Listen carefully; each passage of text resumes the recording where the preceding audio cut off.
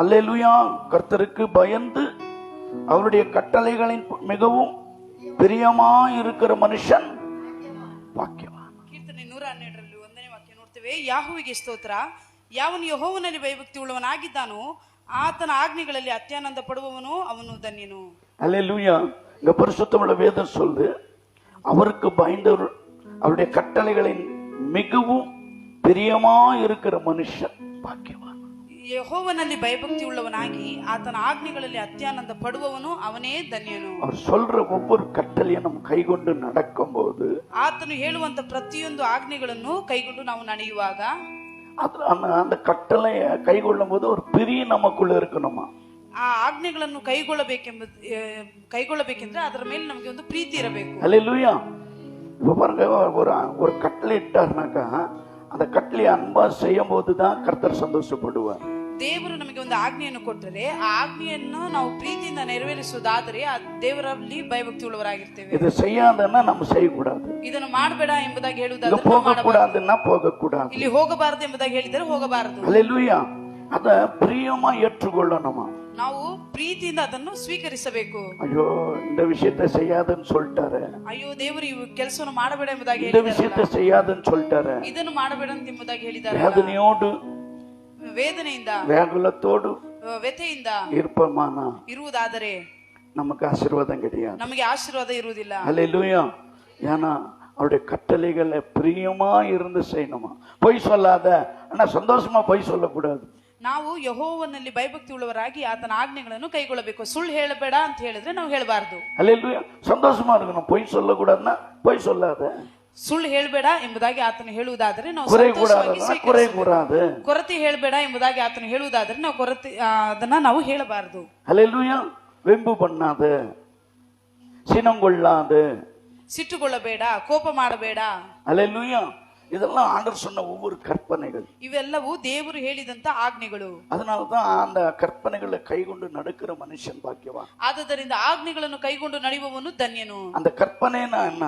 ಆ ಆಜ್ಞೆಗಳು ಎಂಬುದಾಗಿ ಹೇಳುವುದಾದರೆ ಆತನ ಮಾತು. அவர் வார்த்தை தான் நமக்கு கற்பனை. ಆತನ ಮಾತೇ ನಮಗೆ ಆಜ್ಞೆ. அவர் சொன்ன ஆகும் கட்டளை நடக்கும். ಆತನು ಹೇಳಿದರೆ ನಡೆಯುತ್ತದೆ, ಆತನು ಆಜ್ಞೆ ಮಾಡಿದರೆ ಒಂದು ಮೀರುವುದಿಲ್ಲ. அவருடைய வாயினால் புறப்பட்ட வார்த்தை அது நிறைவேற்றாத பின் திரும்பாது என்று வேதத்தில் பார்க்கிறோம். ವಾಕ್ಯದಲ್ಲಿ ಹೇಳಲ್ಪಡುತ್ತದೆ, ಆತನ ಬಾಯಿಂದ ಹೊರಡಿದಂತ ಮಾತು ಒಂದಾದರೂ ನೆರವೇರದೆ ಹಿಂತಿರುಗುವುದಿಲ್ಲ ಎಂಬುದಾಗಿ. ஆனா அந்த வார்த்தை தான் இயேசு கிறிஸ்து. ಆ ಮಾತೇ ಯೇಸು ಕ್ರಿಸ್ತನು. ஆதியில வார்த்தை இருந்தது, அந்த வார்த்தை தேவனிடத்தில் இருந்தது, அந்த வார்த்தையே தேவனாய் இருந்தது என்று. ಆದಿಯಲ್ಲಿ ವಾಕ್ಯವಿತ್ತು, ಆ ವಾಕ್ಯವೇ ದೇವರಾಗಿತ್ತು, ಆ ವಾಕ್ಯವು ದೇವರ ಬಳಿಯಿಂದ ಬಂದಿತು ಎಂಬುದಾಗಿ ವಾಕ್ಯದಲ್ಲಿ ನೋಡುತ್ತೇವೆ. அந்த வார்த்தை தான் ஆண்டவராகிய இயேசு கிறிஸ்து. ಆ ವಾಕ್ಯವೇ ಕರ್ತನಾದ ಯೇಸು ಕ್ರಿಸ್ತನು. அந்த கற்பனை தான் இயேசு கிறிஸ்து. ಆಜ್ಞೆಯೇ ಕರ್ತನಾದ ಯೇಸು ಕ್ರಿಸ್ತನು. அதனால தான் அவர் சொன்ன வார்த்தையை நாம் சந்தோஷமா நிறைவேற்ற, நாம் சந்தோஷத்தோடு நிறைவேற்ற வேண்டும். ಆದ್ದರಿಂದ ಆತನು ಕೊಟ್ಟಂತ ಆಜ್ಞೆಯನ್ನು ನಾವು ಪ್ರೀತಿಯಿಂದ ಸ್ವೀಕರಿಸುವವರಾಗಿರಬೇಕು. ஏன்னா இன்னைக்கு பரிசுத்தமுள்ள வேதத்துல நாம் இப்ப தியானத்துக்காக எடுத்த வசனம் என்னன்னா, ನಾವು ಸತ್ಯವೇದದಲ್ಲಿ ಇವತ್ತಿನ ಧ್ಯಾನಕ್ಕಾಗಿ ತೆಗೆದುಕೊಂಡ ವಾಕ್ಯವೇನೆಂದರೆ,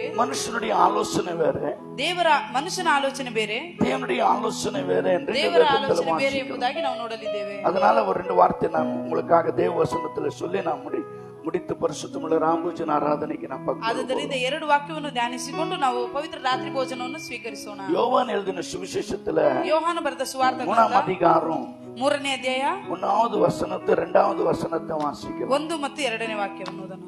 ಫರಿಸಾಯರಲ್ಲಿ ಯೆಹೂದ್ಯರ ಹಿರಿಯ ಸಭೆಯವನಾದ ನಿಕೋದೇಮನೆಂಬ ಒಬ್ಬ ಮನುಷ್ಯನಿದ್ದನು. ಅವನು ರಾತ್ರಿಯಲ್ಲಿ ಯೇಸುವಿನ ಬಳಿಗೆ ಬಂದು ಆತನಿಗೆ, ಗುರುವೇ, ನೀನು ದೇವರ ಕಡೆಯಿಂದ ಬಂದ ಬೋಧಕನೆಂದು ಬಲ್ಲೆವು.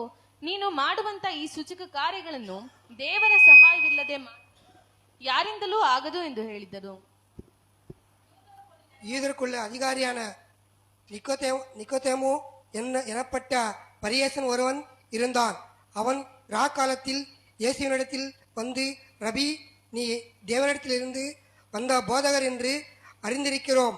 ஏனெனில் ஒருவனும் தன்னுடனே தேவன் இராவிட்டால் நீ செய்கிற இப்படிப்பட்ட அற்புதங்களை செய்ய மாட்டான் என்றான். ஆமென். இங்க நிக்கோதேம் என்னப்பட்ட ஒரு மனுஷனை குறித்து வேதம் சொல்கிறது. ಇಲ್ಲಿ ನಿಕೋದೇಮನ್ ಎಂಬ ಒಬ್ಬ ಮನುಷ್ಯನ ಬಗ್ಗೆ ಸತ್ಯವೇದದಲ್ಲಿ ಹೇಳಲ್ಪಡುತ್ತದೆ. அவன் யூதருக்குள்ள ஒரு அதிகாரியாய் இருந்தான். ಅವನು ಯೂದರೊಳಗೆ ಒಬ್ಬ ಅಧಿಕಾರಿಯಾಗಿದ್ದನು. அவன் பரிசேயனமாய் இருந்தான். ಅವನು ಪರಿಸೇಯನಾಗಿದ್ದನು. அவன் ஒரு ராத்திரியில யாருக்கும் தெரியாதுன்னா வேற பரிசேயருக்கும் சதிசேயருக்கும் தெரிஞ்சா எங்க என்ன பிரச்சனை பண்ணுவாங்களன்ட்டு இருவಲು வந்தான் என்று வேதத்தில் பார்த்தோம். ನಿಕೋದೇಮನು ಯಾರಿಗೂ ತಿಳಿಯದಂತೆ, ಅಂದರೆ ಪರಿಸಾಯರು ಸದುಕಾಯರು ಯಾರು ನೋಡದೆ ಇರುವಂತ ಸಮಯದಲ್ಲಿ ಆತನು ರಾತ್ರಿ ಹೊತ್ತಿನಲ್ಲಿ ಯೇಸು ಕ್ರಿಸ್ತನನ್ನು ಸಂಧಿಸುವುದಕ್ಕಾಗಿ ಬರ್ತಾನೆ. இயேசுவினிடத்தில் வந்து ಯೇಸು ಕ್ರಿಸ್ತನ ಬಳಿ ಬಂದು, ರಬಿಯೇ, நீ தேவனிடத்தில் வந்த போதகர், ನೀನು ದೇವರಿಂದ ಬಂದಂತಹ ಬೋಧಕನು என்று அறிந்திருக்கிறோம் ಎಂದು ನಾವು ಅರಿತಿದ್ದೇವೆ. ಏನೆಂದರೆ ಒಬ್ಬನು ತನ್ನೊಟ್ಟಿಗೆ தேவன் இராவிட்டான், ದೇವರು ಇರದೆ ಹೋದರೆ நீ செய்கிற ಮಾಡುವಂತಹ இப்படியாப்பட்ட ಇಂತಹ ಕಾರ್ಯಗಳು அற்புதಗಳು செய்ய மாட்டான் என்றார், ಮಾಡುವುದಿಲ್ಲ என்று சொன்னார் ಎಂಬುದಾಗಿ ಹೇಳಿದನು. அல்லேலூயா. நீங்க என்ன பாக்குறேன்னா, ಇಲ್ಲಿ ಏನ್ ನೋಡ್ತೇವೆ ಎಂಬುದಾಗಿ, நிக்கோதேம் வந்து ஆண்டவராக இயேசு கிறிஸ்துவை தான் போதகர் என்றும் தான் அற்புதத்தை செய்வரும் அதிசயங்களை செய்கிறவர் என்றும், ಇಲ್ಲಿ ನಿಕೋದೇಮನು ಯೇಸು ಕ್ರಿಸ್ತನು ಒಬ್ಬ ಬೋಧಕನು, ಒಬ್ಬ ಗುರುವಾಗಿ ಅದ್ಭುತಗಳನ್ನು ಮಹತ್ಕಾರ್ಯಗಳನ್ನು ಮಾಡುವವನಾಗಿ, அவனோடு தேவன் இராவிட்டா இதெல்லாம் உன்னால செய்ய முடியாது. ಅವನು ಯೇಸು ಕ್ರಿಸ್ತನನ್ನು ನೋಡಿ ಹೇಳ್ತಾನೆ, ದೇವರು ನಿನ್ನೊಟ್ಟಿಗೆ ಇರದೆ ಹೋದರೆ ಇವೆಲ್ಲವನ್ನು ನೀನು ಮಾಡುವುದಿಲ್ಲ ಎಂಬುದಾಗಿ. இயேசு கிறிஸ்து குத்தம் கூறுற பிரகாரம் இந்த மனுஷன் பேசுகிறான். ಯೇಸು ಕ್ರಿಸ್ತನಲ್ಲಿ ಕೊರತೆ ಹೇಳುವ ರೀತಿಯಲ್ಲಿ ಇವನು ಮಾತನಾಡುತ್ತಾನೆ. ஆண்டவர் இல்லாவிட்டா நீ இந்த அற்புதம், குருடரை கண் காண முடியாது, மரித்தவர் எழும்ப முடியாது, பிசாசுகள் ஓட முடியாது என்று அவன் விளக்கி சொல்லுகிறதை ನಿಕೋದೇಮನು ಯೇಸು ಕ್ರಿಸ್ತನನ್ನು ನೋಡಿ, ದೇವರು ನಿನ್ನೊಟ್ಟಿಗೆ ಇರದೆ ಹೋದರೆ ಕುರುಡರಿಗೆ ಕಣ್ಣು ಬರುವುದಿಲ್ಲ, ದೆವ್ವಗಳು ಓಡುವುದಿಲ್ಲ, ಮೂರ್ಛೆಯ ರೋಗಗಳು ಯಾವುದು ಬಿಡುಗಡೆ ಆಗುವುದಿಲ್ಲ ಎಂಬುದಾಗಿ ಹೇಳ್ತಾನೆ. அல்லேலூயா. அது ஆண்டவராக இயேசு அறிந்து அவனுக்கு பதில் சொல்ல, ಅದನ್ನು ಅರಿತುಕೊಂಡಂತ ಯೇಸು ಕ್ರಿಸ್ತನು ಏನು ಉತ್ತರ ಕೊಡುವುದಿಲ್ಲ. தேவனுடைய ஆலோசனை குறித்து அங்க சொல்கிறார். ಅಲ್ಲಿ ದೇವರ ಆಲೋಚನೆ இப்ப ஆண்டவர் அதுக்கேற்ற பதில் எப்படி கொடுக்கிறாருன்னா, ದೇವರು ಯೇಸು ಕ್ರಿಸ್ತನು ಅದಕ್ಕೆ ತಕ್ಕ ಉತ್ತರವನ್ನು ಹೇಗೆ ಕೊಡ್ತಾರೆ. சில நேரத்துல நம்ம பண்ற ஜெபத்துக்கு கர்த்தர் தகுந்த பதில் கொடுக்க மாட்டார். ಕೆಲವೊಂದು ಬಾರಿ ನಾವು ಮಾಡುವಂತ ಪ್ರಾರ್ಥನೆಗೆ ತಕ್ಕ ಉತ್ತರವನ್ನು ಯೇಸು ಕ್ರಿಸ್ತನು ಕೊಡುವುದಿಲ್ಲ, வேற விதமா தான் பதில் கொடுப்பார். ಬೇರೆ ವಿಧದಲ್ಲಿ ಉತ್ತರ ಕೊಡುತ್ತಾನೆ. ஏன்னா மனுஷனுடைய ஆலோசனை அப்படிப்பட்டது. ಯಾಕೆಂದ್ರೆ ಮನುಷ್ಯನ ಆಲೋಚನೆ ಅಂತದ್ದು, தேவனுடைய ஆலோசனையே வேற, ದೇವರ ಆಲೋಚನೆ ಬೇರೆ. அதனாலதான் ಆದ್ದರಿಂದ ಯೆಶಾಯ எழுதின தீர்க்கதரிசி புஸ்தகத்துல ಯೆಶಾಯ ಬರೆದ ಪ್ರವಾದನ ಗ್ರಂಥದಲ್ಲಿ 58வது அதிகாரம் 8வது வசனத்தை 58ನೇ ಅಧ್ಯಾಯ 8ನೇ ವಾಕ್ಯ. 58:8. ಯೆಶಾಯ ಬರೆದ ಪ್ರವಾದನ ಗ್ರಂಥ 58:8. 55:8. ಯೆಹೋವನು ಹೀಗೆನ್ನುತ್ತಾನೆ, ನನ್ನ ಆಲೋಚನೆಗಳು ನಿಮ್ಮ ಆಲೋಚನೆಗಳಲ್ಲ, ನಿಮ್ಮ ಮಾರ್ಗಗಳು ನನ್ನ ಮಾರ್ಗಗಳಲ್ಲ. என் நினைவுகள் உன் நினைவுகள் அல்ல, என் நினைவுகள் உங்கள் வழிகள் என் வழிகளும் உன்னுடைய வழி என்னுடைய வழி அல்ல என்று கர்த்தர் சொல்லுகிறார். போதும். அல்லேலூயா. உன் வழி, உன் நினைவுகள் என் நினைவல்ல, உன் வழி என் வழி அல்ல. ನನ್ನ ಆಲೋಚನೆಗಳು ನಿಮ್ಮ ಆಲೋಚನೆಗಳಲ್ಲ, ನಿಮ್ಮ ಮಾರ್ಗಗಳು ನನ್ನ ಮಾರ್ಗಗಳಲ್ಲ. ஏன்னா ஆண்டவருடைய வழியே வேற, மனுஷனுடைய வழியே வேற. ಯಾಕೆಂದ್ರೆ ದೇವರ ಮಾರ್ಗವೂ ಬೇರೆ, ಮನುಷ್ಯನ ಮಾರ್ಗವೂ ಬೇರೆ. ஏன்னா தேவன் ஆவிக்குரிய வாழ்க்கையில நடத்துகிறவர். ದೇವರು ನಮ್ಮನ್ನ ಆತ್ಮಿಕ ರೀತಿಯಲ್ಲಿ ನಡೆಸುತ್ತಾರೆ. மனுஷ ஆவி தன் இஷ்டத்தின் பிரகாரம் தன் மன போற போக்குல, தன் இஷ்டப்படுற போக்குல போறதுக்கு தான் இந்த சரீரம் இஷ்டப்படும். ಆದ್ರೆ ಮನುಷ್ಯನ ಆಲೋಚನೆ ಯಾವ ರೀತಿ ಇರುತ್ತೆ ಅಂದ್ರೆ, ಶರೀರ ಯಾವ ಮಾರ್ಗದಲ್ಲಿ ಹೋಗಬೇಕು ಎಂಬುದಾಗಿ ಹೇಳ್ತದೋ ಆ ರೀತಿ ಹೋಗ್ತಾನೆ. உன்னுடைய நினைவுகள் என்னுடைய நினைவல்ல, ನಿನ್ನ ಆಲೋಚನೆಗಳು ನನ್ನ ಆಲೋಚನೆಗಳಲ್ಲ, உன்னுடைய வழிகள் என்னுடைய வழி இல்ல. ನಿನ್ನ ಮಾರ್ಗಗಳು ನನ್ನ ಮಾರ್ಗಗಳು. ஏன்னா மனுஷ வழிக்கும் ஆண்டவருடைய வழிக்கும் நிறைய வித்தியாசம் இருக்கிறது. ಯಾಕೆಂದ್ರೆ ಮನುಷ್ಯನ ಮಾರ್ಗಕ್ಕೂ ದೇವರ ಮಾರ್ಗಕ್ಕೂ ಬಹಳ ವ್ಯತ್ಯಾಸಗಳು. இவன் வந்து சொல்றான், ஆண்டவரே பிதாவுடைய பலன் எல்லாம் விட்டால் நீ பிசாசு துரத்தவோ அற்புதங்களோ அதிசயங்களோ உன்னால செய்யவே முடியாது என்று சொன்னான். ಯೇಸು ಸ್ವಾಮಿ ಹತ್ರ ಬಂದು, ಬೋಧಕನೇ, ನಿನಗೆ ದೇವರ ಸಹಾಯವಿಲ್ಲದಿದ್ದರೆ ನೀನು ಅದ್ಭುತಗಳನ್ನು ಮಹತ್ಕಾರ್ಯಗಳನ್ನು ದೆವ್ವಗಳನ್ನು ಓಡಿಸುವುದು ನಿನ್ನಿಂದ ಮಾಡಲು ಸಾಧ್ಯವಿಲ್ಲ. இது அவருடைய வந்த நோக்கத்தையும் புரியாத எதுவும் பேசுகிறான். ನಿಕೋದೇಮನು ಯೇಸು ಕ್ರಿಸ್ತನು ಬಂದಂತಹ ವಿಷಯವನ್ನು ತಿಳಿಯದೆ ಮಾತನಾಡುತ್ತಾ ಇದ್ದಾನೆ. 3வது ವಚನத்தை வாசிக்கலாம். 3ನೇ ವಾಕ್ಯ, யோவான் 3:3. ಅದಕ್ಕೆ ಯೇಸು, ಯೋಹಾನ 3:3, ನಾನು ನಿನಗೆ ನಿಜ ನಿಜವಾಗಿ ಹೇಳುತ್ತೇನೆ, ಒಬ್ಬನು ಹೊಸದಾಗಿ ಹುಟ್ಟದಿದ್ದರೆ ಅವನು ದೇವರ ರಾಜ್ಯವನ್ನು ಕಾಣಲಾರನು ಅಂದನು. இயேசு அவனுக்கு பிரதியுத்தரமாக, ஒருவன் மறுபடியும் பிறாவிட்டால் தேவனுடைய ராஜ்யத்துல காண மாட்டான் என்று மெய்யாகவே மெய்யாகவே உனக்கு சொல்கிறேன் என்றார். ಯೇಸು ಕ್ರಿಸ್ತನು ನಿಕೋದೇಮನಿಗೆ, ಒಬ್ಬ ಮನುಷ್ಯನು, 3ನೇ ವಾಕ್ಯಮ್ಮ, ಅದಕ್ಕೆ ಯೇಸು, ನಾನು ನಿನಗೆ ನಿಜ ನಿಜವಾಗಿ ಹೇಳುತ್ತೇನೆ, ಒಬ್ಬನು ಹೊಸದಾಗಿ ಹುಟ್ಟದಿದ್ದರೆ ಅವನು ದೇವರ ರಾಜ್ಯವನ್ನು ಕಾಣಲಾರನು ಅಂದನು. ஏன்னா ஆண்டவருடைய வந்த நோக்கம் வேற, மனுஷனுடைய நோக்கமே வேற. ದೇವರು ಬಂದಂತಹ ಯೋಜನೆ ಬೇರೆ, ಆದರೆ ಮನುಷ್ಯನ ಯೋಜನೆಯೇ ಬೇರೆ. அல்லேலூயா. அதனால தான் இவர் சொல்றாரு, பிதாவுடைய சகாயம் இல்லைன்னா நீ ஒரு அற்புதத்தையும் செய்ய முடியாது. ಯಾಕೆಂದರೆ ದೇವರ ಸಹಾಯವಿಲ್ಲದೆ ನೀನು ಏನು ಮಾಡುವುದಕ್ಕಾಗುವುದಿಲ್ಲ ಎಂಬುದಾಗಿ ನಿಕೋದೇಮನು ಯೇಸು ಕ್ರಿಸ್ತನನ್ನು ನೋಡಿ ಹೇಳುತ್ತಾನೆ. ஒரு அற்புதமும் உன்னால செய்ய முடியாது. ಒಂದು ಅದ್ಭುತವು ನೀನು ಮಾಡಲು ಸಾಧ್ಯವಿಲ್ಲ. ஆனா ஆண்டவர் வந்த நோக்கம் என்னன்னா, ಆದರೆ ಯೇಸು ಕ್ರಿಸ್ತನ ಬಂದ ಯೋಜನೆ ಏನೆಂದರೆ ஒருவராவது கெட்டு போக கூடாது, ಒಬ್ಬರಾದರೂ ಕೆಟ್ಟು ಹೋಗಬಾರದು, எல்லா நித்திய ஜீவன் அடைய வேண்டும் என்று ಎಲ್ಲರೂ ನಿತ್ಯ ಜೀವ ಹೊಂದಬೇಕೆಂಬುದಾಗಿ ஆண்டவராக இயேசு கிறிஸ்து இந்த உலகத்துக்கு வந்தார். ಕರ್ತನಾದ ಯೇಸು ಕ್ರಿಸ್ತನು ಈ ಲೋಕಕ್ಕೆ ಬಂದನು. இது அறியாததுனால நிக்கோதேம் தன் சரீர பிரகாரமாய் இயேசு கிறிஸ்து கிட்ட பேசுகிறார். ಇದನ್ನು ತಿಳಿಯದೇ ಇರುವುದರಿಂದ ನಿಕೋದೇಮನು ತನ್ನ ಶರೀರದ ಆಲೋಚನೆ ಪ್ರಕಾರ ಮಾತನಾಡುತ್ತಾನೆ. இப்ப ஆண்டவர் வந்த நோக்கத்தை இவனுக்கு வெளிப்படுத்துகிறார். ಇವಾಗ ಯೇಸು ಕ್ರಿಸ್ತನು ತಾನು ಬಂದಂತ ಯೋಜನೆಯನ್ನು ನಿಕೋದೇಮನಿಗೆ ತಿಳಿಸುತ್ತಾರೆ. இயேசு அவனுக்கு பிரதியுத்தரமாய், ಯೇಸು ಕ್ರಿಸ್ತನು ಅವನಿಗೆ ಪ್ರತ್ಯುತ್ತರವಾಗಿ, ஒருவன் மறுபடியும் பிறாவிட்டான், ಒಬ್ಬನು ಹೊಸದಾಗಿ ಹುಟ್ಟದೇ ಇದ್ದರೆ அவன் தேவனுடைய ராஜ்யத்தை காண மாட்டான் என்று ಅವನು ದೇವರ ರಾಜ್ಯವನ್ನು ಕಾಣಲಾರನು. மெய்யாகவே மெய்யாகவே உனக்கு சொல்கிறேன். ನಿನಗೆ ನಿಜ ನಿಜವಾಗಿ ಹೇಳುತ್ತೇನೆ ಎಂಬುದಾಗಿ. இவன் பேசுறது வேற, ஆண்டவர் பேசுறது வேற. ನಿಕೋದೇಮನು ಮಾತನಾಡಿದ್ದು ಒಂದು, ಯೇಸು ಕ್ರಿಸ್ತನು ಉತ್ತರ ಕೊಟ್ಟಿದ್ದು அவன் கேள்வி வேற, பதில் வேற. ನಿಕೋದೇಮನ ಪ್ರಶ್ನೆ ಬೇರೆ, ಯೇಸು ಕ್ರಿಸ್ತನ ಉತ್ತರ ಬೇರೆ. நீ அற்புதம் பிதானால செய்யறேன்னு சொல்றாரு. ನಿಕೋದೇಮನು ಯೇಸು ಕ್ರಿಸ್ತನ ಬಳಿ ನೀನು ತಂದೆಯಾದ ದೇವರ ಸಹಾಯದಿಂದ ಅದ್ಭುತವನ್ನು ಮಾಡುತ್ತೀಯಾ, ஆனா இயேசு சொல்றா, நீ மறுபடியும் பிறக்க வேணாம் மகன், ಇಲ್ಲಿ ಯೇಸು ಕ್ರಿಸ್ತನ ಹೇಳ್ತಾರೆ ನೀನು ಹೊಸದಾಗಿ ಮತ್ತೆ ಹುಟ್ಟಬೇಕು, நீ மறுபடியும் பிறக்க வேண்டும், ನೀನು ಮತ್ತೆ ಹೊಸದಾಗಿ ಹುಟ್ಟಬೇಕು, அப்பதான் பரலோகத்துக்கு போக முடியும். ಆಗ ನೀನು ಪರಲೋಕ ರಾಜ್ಯಕ್ಕೆ நீ ಹೋಗಲು ಸಾಧ್ಯ. மறுபடியும் பெறாவிட்டால் ನೀನು ಮತ್ತೆ ಹುಟ್ಟದಿದ್ದರೆ தேவனுடைய ராஜ்யத்துக்கு உனக்கு இடம் கிடையாது. ನಿನಗೆ ದೇವರ ರಾಜ್ಯದಲ್ಲಿ ಪ್ರವೇಶ இந்த ಇಲ್ಲ. அற்புதங்களை அதிசயங்களை விட்டுரு. ಈ ಅದ್ಭುತಗಳು ಮಹತ್ಕಾರ್ಯಗಳನ್ನು ಬಿಡು. இதை நான் செய்ய வந்தது உங்களுக்காக தான். ಇದನ್ನು ಮಾಡಲು ಬಂದದ್ದು ನಾನು ஆனா ನಿಮಗೋಸ್ಕರ. நீங்க என் வார்த்தை கேட்டு என் பிதா என் சித்தத்தின் பிரகாரம் நடக்கும் போதுதான் அந்த பரலோக ராஜ்யத்தில் காண்பீர்கள். ನೀವು ನನ್ನ ಮಾತಿಗೆ ವಿಧೇಯರಾಗಿ ನನ್ನ ಆಜ್ಞೆಗಳನ್ನು ಕೈಗೊಂಡು ನಡೆಯುವುದಾದರೆ ದೇವರ ಚಿತ್ತಕ್ಕೆ ಪಾತ್ರರಾಗುತ್ತೀರಾ. இந்த இதுக்கு விரோதமா இதுக்கு பதிலாக நிக்கோதேம் 4வது வசனத்துல பேசுகிறார். ಇದಕ್ಕೆ ಉತ್ತರವಾಗಿ ನಿಕೋದೇಮನು 4ನೇ ವಾಕ್ಯದಲ್ಲಿ அதற்கு நிக்கோதேம், ஒரு மனுஷன் முதிர் வயதான ஆகையில் எப்படி பிறப்பான்? அவன் தன் தாயின் கர்ப்பத்தில 2ஆம் தரம் பிரவேசித்து பிறக்க கூடுமோ என்றார். ನಿಕೋದೇಮನು ಆತನನ್ನು, ಮನುಷ್ಯನ ಮುದುಕನಾದ ಮೇಲೆ ಹುಟ್ಟುವುದು ಹೇಗೆ? ಅವನು ತನ್ನ ತಾಯಿಯ ಗರ್ಭದಲ್ಲಿ ತಿರುಗಿ ಸೇರಿ ಹುಟ್ಟುವುದಾದೀತೆ ಎಂದು ಕೇಳಿದನು. ஏன்னா தேவனுடைய ரகசியத்தை மனுஷன் அறியாததுனால, ದೇವರ ರಹಸ್ಯವನ್ನು ಮನುಷ್ಯನು ತಿಳಿದುಕೊಳ್ಳದ ಕಾರಣ அவன் சொல்றான், நான் எப்படி மறுபடியும் என் தாய் வயித்துல போயிட்டு பிறக்க முடியுமா? ನಿಕೋದೇಮನು ಹೇಳ್ತಾರೆ, ನಾನು ಮುದುಕನಾದ ಮೇಲೆ ಹೇಗೆ ತಾಯಿಯ ಗರ್ಭದಲ್ಲಿ ಹೋಗಿ ಮತ್ತೆ ಹುಟ್ಟುವುದಕ್ಕಾಗುತ್ತಾ? எப்படி ஆகும்? ಅದು ಹೇಗೆ நான் ಆಗುತ್ತದೆ? தான் முதிர் வயதாச்சு, ನನಗೆ ವಯಸ್ಸಾಗಿದೆ ಅಲ್ವಾ, நான் சிறு குழந்தையாலும் போக முடியாது, ನಾನು ಮತ್ತೆ ಚಿಕ್ಕ ಮಗುವಾಗಿ ಹೊಟ್ಟೆಲಿ ಹೋಗೋದಕ್ಕೆ ಸಾಧ್ಯವಿಲ್ಲ, நான் இவ்வளவு பெரிய மனுஷனாக்க நான் போக முடியாது, ನಾನು ಇಷ್ಟು ದೊಡ್ಡ ಮನುಷ್ಯನಾಗಿ ಮತ್ತೆ ಹೋಗುವುದಕ್ಕಾಗುವುದಿಲ್ಲ, நான் எப்படி மறுபடியும் தாய் வயித்துல பிரவேசித்து நான் பிறக்க முடியும்? ಮತ್ತೆ ನಾನು ಹೇಗೆ ತಾಯಿಯ ಗರ್ಭವನ್ನು ಪ್ರವೇಶಿಸಿ ಹುಟ್ಟುವುದಕ್ಕಾದೀತು? அவன் தன் தாயின் கர்ப்பத்தில் 2ஆம் தரம் பிரவேசித்து பிறக்க கூடுமோ என்றார். ಮುದುಕನಾದ ಮೇಲೆ ಹುಟ್ಟುವುದು ಹೇಗೆ? ಅವನು ತನ್ನ ತಾಯಿಯ ಗರ್ಭದಲ್ಲಿ ತಿರುಗಿ ಸೇರಿ ಹುಟ್ಟುವುದಕ್ಕಾದೀತೆ? அதுக்கு பதில் ஆண்டவராக இயேசு கிறிஸ்து 5வது வசனத்துல சொல்றாரு. ಅದಕ್ಕೆ ಉತ್ತರವಾಗಿ ಯೇಸು ಕ್ರಿಸ್ತನ 5ನೇ ವಾಕ್ಯದಲ್ಲಿ இயேசு பிரதியுத்தரமாய், ஒருவன் ஜலத்தினாலும் ஆவியினாலும் பிறாவிட்டால் அவன் தேவனுடைய ராஜ்யத்திலே பிரவேசிக்க மாட்டான் என்று மெய்யாகவே மெய்யாகவே உனக்கு சொல்கிறேன். ಅದಕ್ಕೆ ಯೇಸು, ನಾನು ನಿನಗೆ ನಿಜ ನಿಜವಾಗಿ ಹೇಳುತ್ತೇನೆ, ಒಬ್ಬನು ನೀರಿನಿಂದಲೂ ಆತ್ಮನಿಂದಲೂ ಹುಟ್ಟದಿದ್ದರೆ ದೇವರ ರಾಜ್ಯಕ್ಕೆ ಸೇರಲಾರನು. ஆமென், அல்லேலூயா. நீ தேவனுடைய ராஜ்யத்துக்கு வரணும்னா ஒரு ஜலத்தினாலும் ஆவியினாலும் பெற வேண்டும் என்று கர்த்தர் சொல்கிறார். ನೀನು ದೇವರ ರಾಜ್ಯವನ್ನು ಪ್ರವೇಶಿಸಬೇಕಾದರೆ ನೀನು ನೀರಿನಿಂದಲೂ ಆತ್ಮನಿಂದಲೂ ಹುಟ್ಟಬೇಕು. அல்லேலூயா. நீ ஞானஸ்தானம் எடுக்கணும்ப்பா, நீ முழுக்க ஞானஸ்தானம் எடுத்தணும், பரிசுத்த ஆவியில நிரப்பப்படணும், அப்பதான் உனக்கு பரலோக ராஜ்யம்.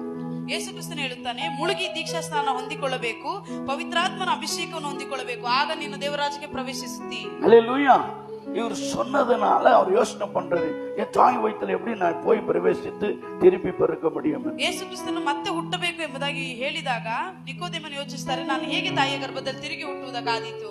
எப்படின்னா, எப்ப ஞானஸ்தானம் எடுக்கணும்ப்பா, முழுக்க ஞானஸ்தானம் எடுக்கணும், நீ முழுக்க ஞானஸ்தானம் எடுத்ததான் நீ பரலோக ராஜ்யத்துக்கு போக முடியும் என்று ஆண்டவராக இயேசு கிறிஸ்து அந்த நிக்கோதேமுக்கு சொல்றார். ನಿಕೋದೇಮನನ್ನು ಯೇಸು ಕ್ರಿಸ್ತನು ನೋಡಿ ನೀರಿನಿಂದಲೂ ಆತ್ಮದಿಂದಲೂ ಹುಟ್ಟಬೇಕು ಎಂಬುದಾಗಿ ಹೇಳುತ್ತಾರೆ. ஒருவன் ஜலத்தினாலும் ஆவியினாலும் பிறாவிட்டால் தேவனுடைய ராஜ்யத்தை பிரவேசிக்க ಒಬ್ಬನು மாட்டான். ನೀರಿನಿಂದಲೂ ಆತ್ಮದಿಂದಲೂ ಹುಟ್ಟದಿದ್ದರೆ ದೇವರ ರಾಜ್ಯಕ್ಕೆ ಸೇರಲಾರನು. ஏன்னா ஆண்டவராக இயேசு கிறிஸ்து இந்த உலகத்துக்கு வந்தார், ಯಾಕೆಂದರೆ ತಂದೆಯಾದ ಯೇಸು ಕ್ರಿಸ್ತನು ಈ ಭೂಮಿಗೆ ಬಂದನು, நம் பாவத்தெல்லாம் மன்னித்தார், ನಮ್ಮ ಪಾಪಗಳನ್ನು ಕ್ಷಮಿಸಿದನು, அவர் ரத்தம் சிந்தினார், ಆತನ ರಕ್ತ ಚೆಲ್ಲಿದನು, அந்த ரத்தத்தினால் நாம் கழுவப்பட்டோம், ಆತನ ರಕ್ತ ರಕ್ತದಿಂದ ನಾವು ತೊಳೆಯಲ್ಪಟ್ಟೆವು, நாம் சுத்திகரிக்கப்பட்டோம். ನಾವು ಶುದ್ಧೀಕರಿಸಲ್ಪಟ್ಟೆವು. இயேசு கிறிஸ்துவோட ரத்தம் சகல பாவங்களையும் கழுவி சுத்திகரிக்கும் என்று ಯೇಸು வேதத்தில் ಕ್ರಿಸ್ತನ பார்க்கிறோம். ರಕ್ತವು ಸಕಲ ಪಾಪಗಳನ್ನು ತೊಳೆದು ಶುದ್ಧಿ ಮಾಡುತ್ತದೆ ಎಂಬುದಾಗಿ அதனால ಸತ್ಯವೇದದಲ್ಲಿ தான் நான் வந்து ನೋಡ್ತೇವೆ. ரத்தம் சிந்தி என் ரத்தத்தினால் உங்க பாவங்கள் கழுவப்பட்டு ಅದರಿಂದ ಯೇಸು ಕ್ರಿಸ್ತನು ಹೇಳಿದನು, ನನ್ನ ರಕ್ತದಿಂದ ನಿಮ್ಮ ಪಾಪಗಳು ತೊಳೆಯಲ್ಪಟ್ಟು நான் மரித்து ನಾನು ಸತ್ತು நான் போய்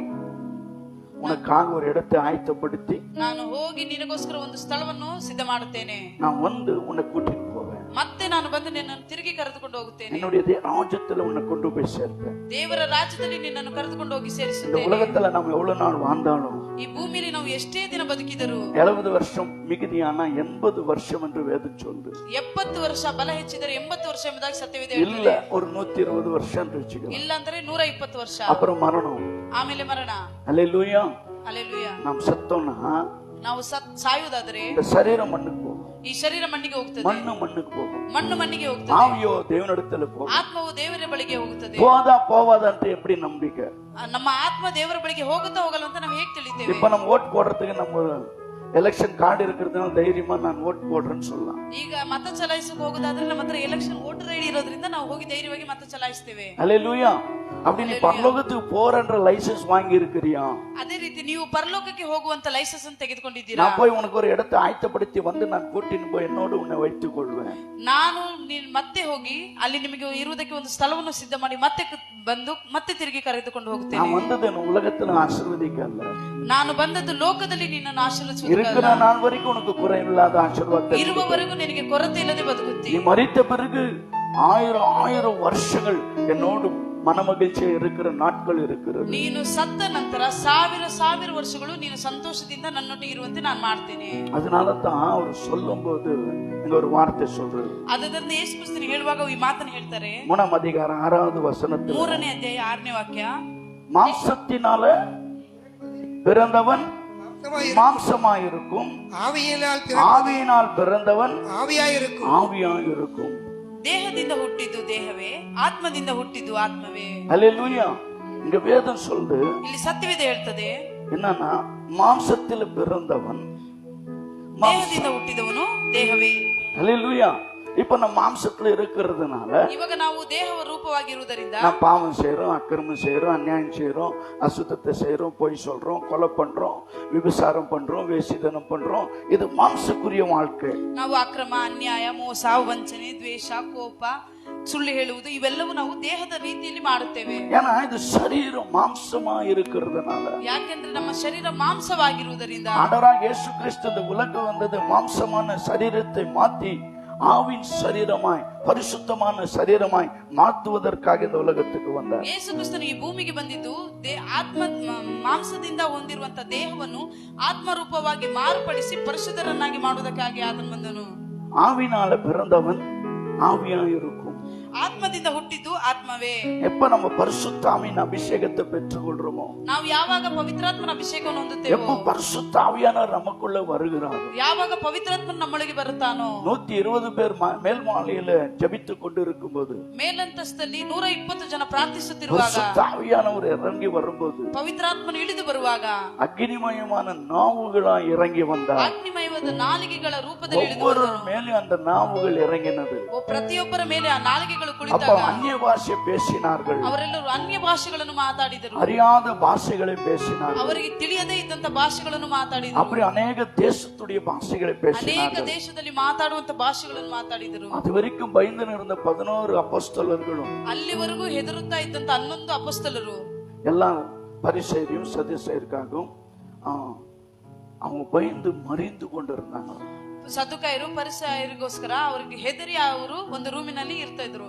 எப்ப பரிசுத்தாவியானவர் வந்தாரோ, ಯಾವಾಗ ಪವಿತ್ರಾತ್ಮನು ಬಂದನೋ, அந்த பயமான மாம்சம் சரீரம் அவங்களுக்குள்ள மாற்றப்பட்டது. ಅವರೊಳಗಿದ್ದಂತ ಭಯದ ದೇಹವು ಮಾಂಸದ ದೇಹವು ಮಾರ್ಪಟ್ಟು பரிசுத்தாவி தனக்குள்ள வந்த உடனே ಪವಿತ್ರಾತ್ಮನು ಅವರೊಳಗೆ ಬಂದ ಮೇಲೆ மரண பயம் விட்டு போனது, ಅವರಿಗೆ ಮರಣದ ಭಯ ಬಿಟ್ಟು ಹೋಗ್ತದೆ, ஜன பயம் விட்டு போனது. ಜನಗಳ ಭಯ ಬಿಟ್ಟು ಹೋಗ್ತದೆ. அல்லேலூயா.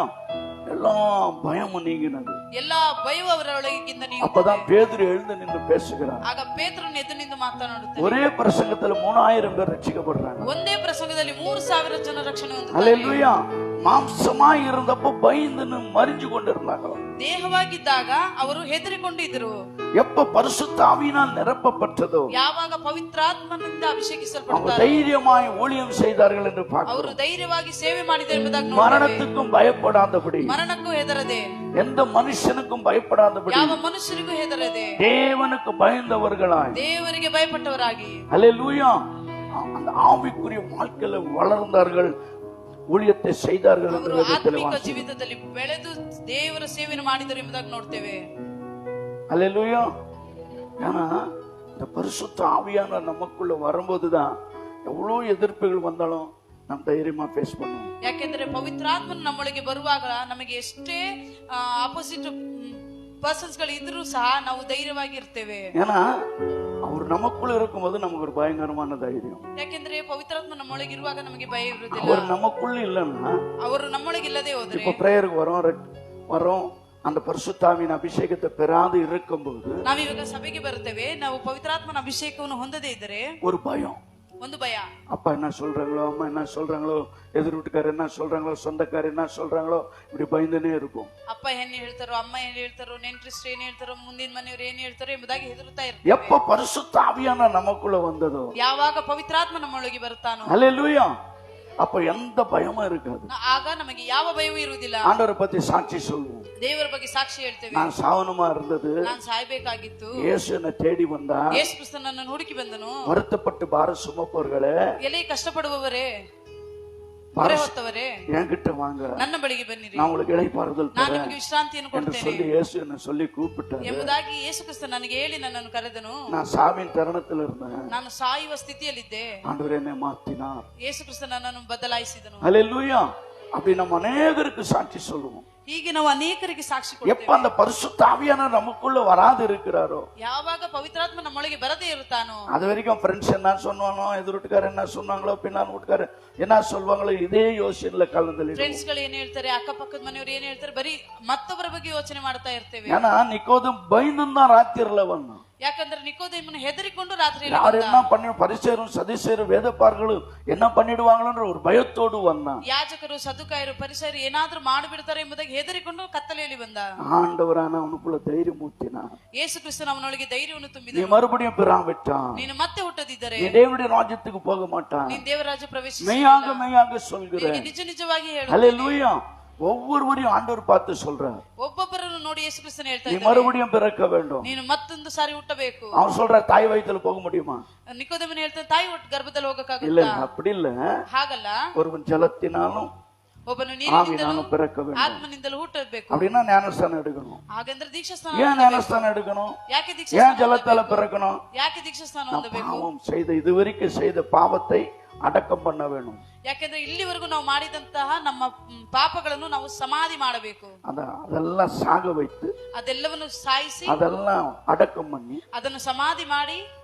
பழைய குமார் செத்து போயிட்டாரு. ಹಳೆಯ ಕುಮಾರ್ ಸತ್ತೋದ್ರು. அவன் பாவம் எல்லாம் அதோடு செத்து போச்சு. ಅವನ ಪಾಪವೆಲ್ಲ ಅದರಲ್ಲಿ ಸತ್ತೋಯ್ತು. புதிய குமாரா எழுந்தார். ಹೊಸ ಕುಮಾರಾಗಿ ಎದ್ದು ನಿಲ್ತಾರೆ. புதிய வாழ்க்கை வாழ். ಹೊಸ ಬಾಳ, பழையதெல்லாம் போயின, ಹಳೆಯದೆಲ್ಲ ಹೋಗಿ எல்லாம் புதியதாயின. ಎಲ್ಲ ಹೊಸದಾಗಿ ಮಾರ್ಪಡ್ತಾರೆ. அல்லேலூயா. பரிசுத்த ஆவியானவர் வரும்போது நமக்குள்ள எல்லாம் புதியதாய் மாற்றிடுவார். ಯಾಕೆಂದ್ರೆ ಪವಿತ್ರಾತ್ಮ ನಮ್ಮೊಳಗೆ ಬರುವುದಾದ್ರೆ ಎಲ್ಲ ಹೊಸದಾಗಿ ಮಾರ್ಪಡುತ್ತದೆ. அதனால தான் நிக்கோதேமுக்கு இது தெரியாததுனால ஆண்டவர் இடத்துல வந்து கேள்வி கேட்கிறார். ಆದ್ದರಿಂದ ನಿಕೋದೇಮನಿಗೆ ತಿಳಿಯದ ಕಾರಣ ನಿಕೋದೇಮನು ಯೇಸು ಕ್ರಿಸ್ತನ ಬಳಿ ಬಂದು ಪ್ರಶ್ನೆ ಕೇಳುತ್ತಾನೆ. 7-8 வசனத்தை சீக்கிரமா வாசிச்சிடலாம். 7-8ನೇ ವಾಕ್ಯವನ್ನು ಬೇಗ ಓದಿಕೊಳ್ಳೋಣ. ನೀವು ಹೊಸದಾಗಿ ಹುಟ್ಟಬೇಕು ಎಂದು ನಾನು ನಿನಗೆ ಹೇಳಿದ್ದರಿಂದ ಆಶ್ಚರ್ಯಪಡಬೇಡ. ಗಾಳಿಯು ಮನಸ್ಸು ಬಂದ ಕಡೆ ಬೀಸುತ್ತದೆ, ಅದರ ಸಪ್ಪಳವನ್ನು ಕೇಳುತ್ತಿ, ಆದರೆ ಅದು ಎಲ್ಲಿಂದ ಬರುತ್ತದೋ ಎಲ್ಲಿಗೆ ಹೋಗುತ್ತದೋ ನಿನಗೆ ತಿಳಿಯದು. ಆತ್ಮನಿಂದ ಹುಟ್ಟಿದವರೆಲ್ಲರೂ ಅದರಂತೆಯೇ ಅಂದರು. நீங்கள் மறுபடியும் பிறக்க வேண்டும் என்று நான் உனக்கு சொன்னதை குறித்து அதிசயப்பட வேண்டாம். அதிசயப்பட வேண்டாம். பட வேண்டாம். காற்றானது தனக்கு இஷ்டமான இடத்திலே வீசுகிறது. அதன் சத்தத்தை கேட்கிறாய். ஆகிலும் அது இன்னிடத்திலிருந்து வருகிறது என்றும் இன்னிடத்திலிருந்து போகிறது என்றும் உனக்கு தெரியாது. ஆவியினால் பிறப்பதற்கு முன்னே அவன் அப்படியே இருக்கிறான் என்றார். பிறந்தவன் அவன் அப்படியே அப்படியே இருக்கிறான் இருக்கிறான் என்று வேதத்துல வாசிக்கிறோம். காற்றை நம்ம யாராலையும் பார்த்தது கிடையாது. காற்றை பார்த்தவங்க எல்லாம் கை தூக்குங்க. ಗಾಳಿಯನ್ನು ನಾವು ನೋಡುವುದಕ್ಕಾಗಿಲ್ಲ, ಗಾಳಿಯನ್ನು ನೋಡಿದ್ದೇವೆ ಎಂಬುದನ್ನು ಕೈ ಎತ್ತಿರಿ. யாராவது காத்து பார்த்து இருக்கிறீங்களா? ಯಾರಾದ್ರೂ ಗಾಳಿಯನ್ನು ನೋಡಿದ್ದೇವಾ? காற்றை எப்படி பார்க்கிறோம் சொல்லுங்க. ಗಾಳಿಯನ್ನು ನಾವು ಹೇಗೆ ನೋಡ್ತೇವೆ ಹೇಳಿ?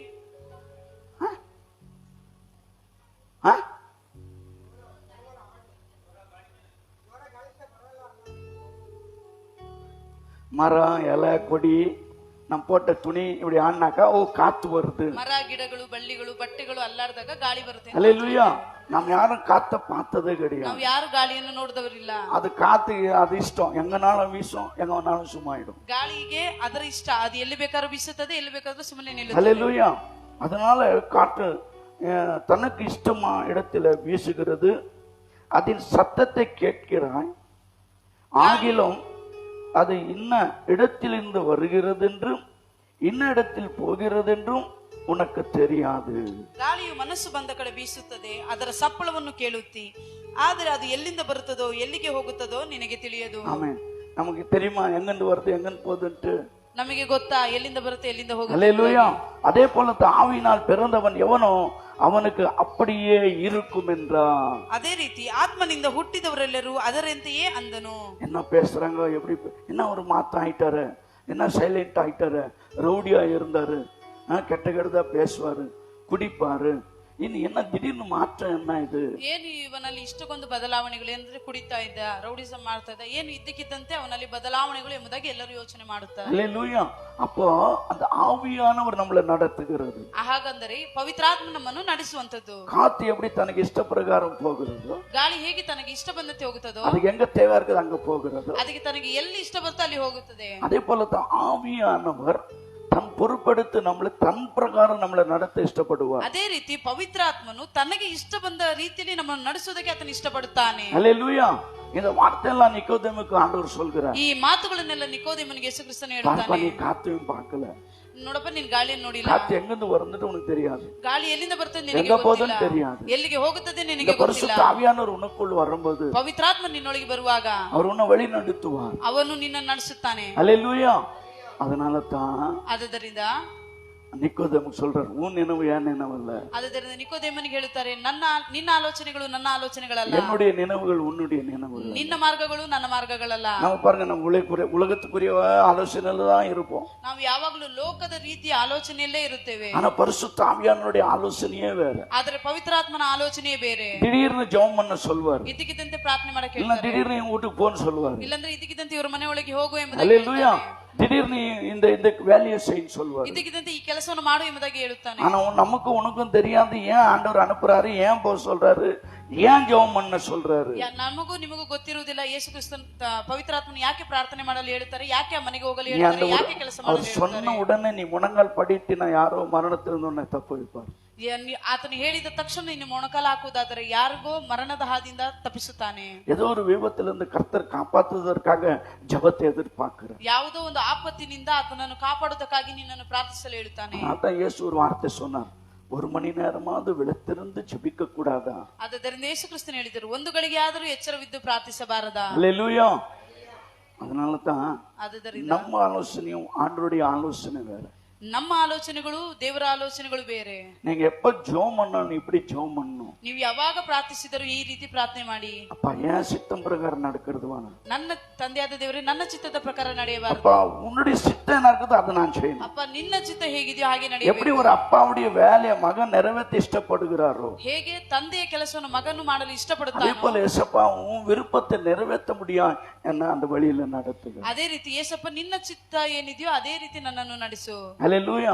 அப்ப அவர் சந்தோஷப்படுவார். ಆಗ ಆತನು ಸಂತೋಷ அவர் ಪಡುತ್ತಾನೆ. வந்த நோக்கம் நிறைவேறும். ಆತನು ಬಂದ ಯೋಜನೆ அதனால தான் ನೆರವೇರುತ್ತದೆ. உன்னுடைய நினைவு வேற, என்னுடைய நினைவு வேற. ಆದ್ದರಿಂದ ನನ್ನ ಆಲೋಚನೆಗಳು ಬೇರೆ, ನಿನ್ನ ಆಲೋಚನೆಗಳು ಬೇರೆ. உன் வழி வேற, என் வழி வேற. ನಿನ್ನ ಮಾರ್ಗಗಳು ಬೇರೆ, ನನ್ನ ಮಾರ್ಗಗಳು என் ಬೇರೆ. வழியில வந்தா உன் வழி எல்லாம் மாறிடும். ನನ್ನ ಮಾರ್ಗದಲ್ಲಿ ಬಂದ್ರೆ ನಿಮ್ಮ ಮಾರ್ಗಗಳು ಬದಲಾಯಿತು. என் வழியில வரல, நம்ம வழி பாவ வழியா தான் இருக்கும். ನನ್ನ ಮಾರ್ಗದಲ್ಲಿ ಬರದಿದ್ದರೆ ನಿಮ್ಮ ಮಾರ್ಗಗಳು ಪಾಪದ ರೀತಿಯಲ್ಲಿ ಇರುತ್ತವೆ. அதனால தான் ஆண்டவர் நிக்கோதேமுக்கு சொல்றாரு, ஒருவன் ஜலத்தினாலும் ஆவினாலும் பிராவிட்டால் அந்த பரலோகம் சொர்க்கம் என்ற ராஜ்யத்துக்கு உன்னால போக முடியும். ಆದ್ದರಿಂದ ನಿಕೋದೇಮನಿಗೆ ಯೇಸು ಕ್ರಿಸ್ತನು ಹೇಳುತ್ತಾನೆ, ನೀನು ನೀರಿನಿಂದಲೂ ಆತ್ಮದಿಂದಲೂ ಹುಟ್ಟದೆ ಹೋದರೆ ನೀನು ಪರಲೋಕ ರಾಜ್ಯವನ್ನು நிக்கோதேமுக்கு மாத்திரம் இல்ல, இங்க இருக்கிறவங்க எல்லாருக்குமே தான். ನಿಕೋದೇಮನಿಗೆ ಮಾತ್ರವಲ್ಲ, ಇಲ್ಲಿರುವ ಪ್ರತಿಯೊಬ್ಬರಿಗೂ. இந்த ஒவ்வொரு வார்த்தையும் உங்களுக்கு தான். ಈ ವಾಕ್ಯಗಳು ಪ್ರತಿಯೊಂದು ನಿಮಗೆ. இங்கே கேட்டு இங்கே விட்டாதீங்க. ನೀ ಇಲ್ಲೇ ಕೇಳಿ ಇಲ್ಲೇ ಬಿಟ್ಟು ಹೋಗಬೇಡಿ. நம்ம மாம்சத்தின் சிந்தனை மாம்சமா இருக்கும். ಯಾಕಂದ್ರೆ ದೇಹದ ಚಿಂತೆಗಳು ದೇಹದ ರೀತಿಯಲ್ಲೇ ಇರುತ್ತವೆ. ஆவிக்குரிய சிந்தனை ஆவிக்குரிய வாழ்க்கையா இருக்கும். ಆತ್ಮದ ಚಿಂತೆ ಆತ್ಮದ ರೀತಿಯಲ್ಲೇ ಇರುತ್ತದೆ. அதனால தான் ಆದ್ದರಿಂದ உன் நினைவு நினைவில்லாதபடி ನನ್ನ ಆಲೋಚನೆಗಳು ದೇವರ ಆಲೋಚನೆಗಳಾಗಿರಬೇಕು. உன் சித்தத்தின் பிரகாரங்களை நடத்துங்கப்பா என்று ನಾವು ಒಪ್ಪು கொடுப்போம். ದೇವರಿಗೆ ನಿನ್ನ ಚಿತ್ತಕ್ಕೆ ನಮ್ಮ ಚಿತ್ತವನ್ನು ಒಪ್ಪಿಸಿಕೊಡ್ತೇವೆ ಎಂಬುದಾಗಿ ಹೇಳಬೇಕು. ஆண்டவருக்கு ஒப்பு கொடுப்போம். ದೇವರಿಗೆ ಒಪ್ಪಿಸಿಕೊಡೋಣ. எல்லாம் முழங்கால் படிடுவோம். ಎಲ್ಲರೂ ಮೊಣಕಲ. ஆண்டவர் இந்த வசனத்தை ஆசீர்வதிப்பார். ದೇವರಿಗೆ ವಾಕ್ಯವನ್ನು ಆಶೀರ್ವದಿಸಲಿ. ஜெபம் பண்ணலாம். ಪ್ರಾರ್ಥನೆ ಮಾಡೋಣ. கேட்ட வசனத்துக்காக ஒருத்தர் ஜெபம் பண்ணுங்க. ಕೇಳಿದ ವಾಕ್ಯಕ್ಕೋಸ್ಕರ ಒಬ್ಬರು ಪ್ರಾರ್ಥನೆ ಮಾಡಿ.